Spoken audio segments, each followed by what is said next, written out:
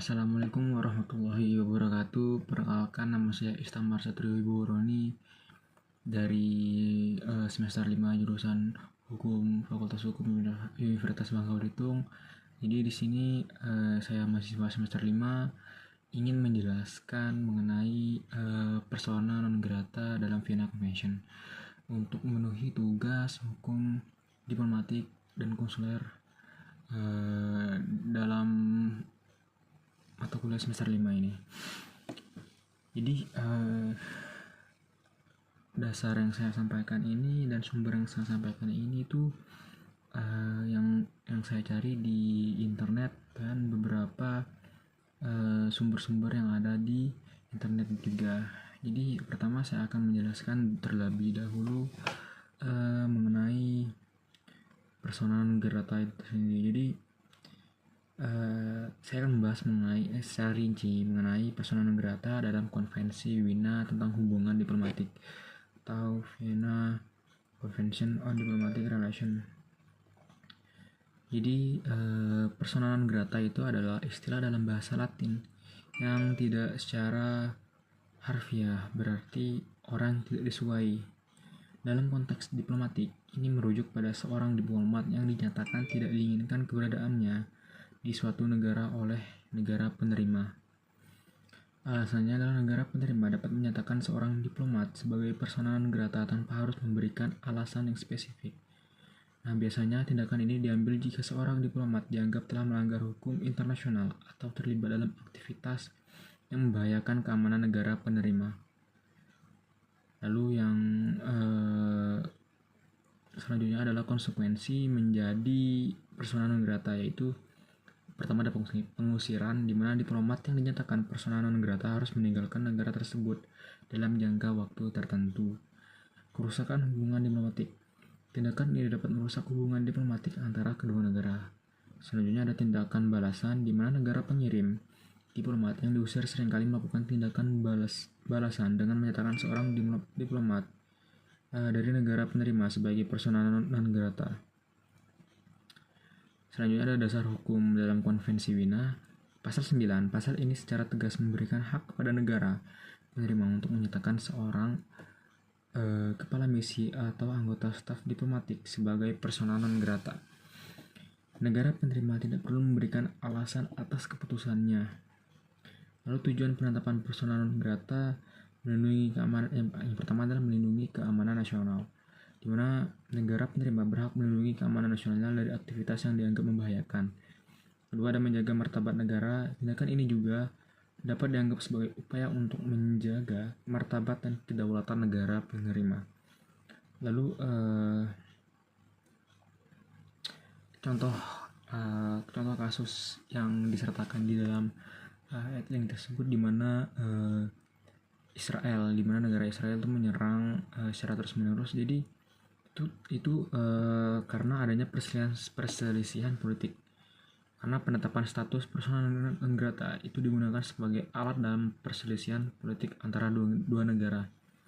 Lalu ada spionase, itu berarti adalah diplomat yang terlibat dalam aktivitas spionase seringkali menjadi target tindakan ini. Yang ketiga ada pelanggaran hukum lokal. Itu pelanggaran hukum lokal yang serius oleh seorang diplomat juga dapat menjadi alasan untuk menyatakan sebagai persona non grata. Lalu ada implikasi yang lebih lanjut tuh mengenai diplomasi. Penetapan status persona non grata adalah salah satu instrumen dalam diplomasi yang dapat digunakan untuk memberikan tekanan atau sanksi kepada negara lain. Lalu ada hukum internasional. Tindakan ini diatur oleh hukum internasional dan merupakan bagian dari praktik diplomatik yang sudah mapan. Jadi korelasi antara konsep persona non grata ini dengan kasus Israel tersebut, yaitu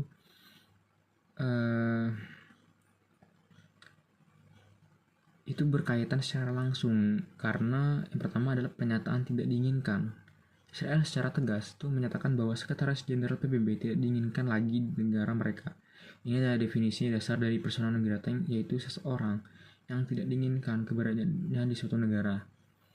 Lalu yang kedua ada alasan politik, di mana alasan utama yang diberikan Israel adalah karena Sekretaris Jenderal PBB dianggap tidak cukup tegas dalam mengutuk keserangan Iran. Ini adalah alasan politik yang sering menjadi dasar penetapan status persona non grata. Negara penerima atau dalam hal ini Israel merasa bahwa tindakan atau pernyataan pejabat asing tersebut merugikan kepentingan nasional mereka. Lalu ada konsekuensi akibat dari penetapan status persona non grata. Sekretaris Jenderal PBB dilarang memasuki wilayah Israel. Ini adalah konsekuensi langsung dari status tersebut, seperti yang telah dijelaskan dalam konvensi Wina tadi yang saya sampaikan terlebih dahulu tadi. Lalu kasus ini itu menarik karena melibatkan seorang tokoh internasional setingkat sekretaris jenderal PBB. Itu biasanya status persona non grata lebih sering diterapkan pada diplomat tingkat menengah atau rendah. Namun dalam khusus ini, Israel menunjuk bahwa mereka siap menggunakan instrumen diplomatik ini bahkan untuk tokoh setinggi sekretaris jenderal PBB. Nah, kasus ini juga memiliki beberapa implikasi yang lebih luas. Yang pertama adalah hubungan bilateral, di mana kejadian ini tentu saja akan merenggangkan hubungan antara Israel dan PBB. Kedua ada netralitas PBB, di mana PBB diharapkan untuk bersikap netral dalam konflik internasional. Namun, kasus ini menunjukkan bahwa menjaga netralitas dalam situasi yang sangat politis itu sangat sulit. Nah, yang ketiga ada diplomasi kekerasan, di mana penetapan status persona non grata dapat dilihat sebagai bentuk diplomasi kekerasan atau hard power. Israel menggunakan instrumen ini untuk memberikan tekanan kepada PBB dan menunjukkan ketidaksetujuannya terhadap sikap PBB. Nah, jadi kesimpulannya adalah teman-teman semuanya, konsep persona non grata ini merupakan alat penting dalam hubungan diplomatik, meskipun tindakan ini dapat merusak hubungan antar negara, namun tetap menjadi instrumen yang sah dalam hukum internasional dan sering digunakan untuk melindungi kepentingan nasional. Selanjutnya, kasus Israel yang mencela sekretaris jenderal PBB dan melarangnya masuk ke negara mereka adalah contoh nyata dari penerapan konsep persona non grata dalam hubungan internasional. Kasus ini itu menunjukkan bahwa instrumen diplomatik ini masih relevan dan sering digunakan oleh negara-negara untuk mencapai tujuan politik mereka, meskipun konsekuensinya dapat merusak hubungan bilateral dan mobilitas. Jadi kawan-kawan semua, orientasi dari konsep persona non grata ini adalah politik. Itu untuk mencapai tujuan politik masing-masing negara yang menggunakan penerapan konsep persona non grata ini. Ini sangat masih relevan dan diperbolehkan dalam hukum internasional. Jadi kita dapat melihat kasus ini untuk lebih lanjut atau mencari kasus-kasus yang lain untuk lebih lanjut mengenai konsep persona non grata, agar kita lebih mengetahui ya, dan itu bisa disandingkan atau kita bisa mengacu mengenai konvensi Wina mengenai hukum diplomatik agar itu lebih konkret dalam mengetahui konsep penerapan persona non grata. Jadi mungkin itu saja ya teman-teman semua mengenai penyampaian mengenai konsep persona non grata dalam Vienna Convention, khususnya hukum diplomatik.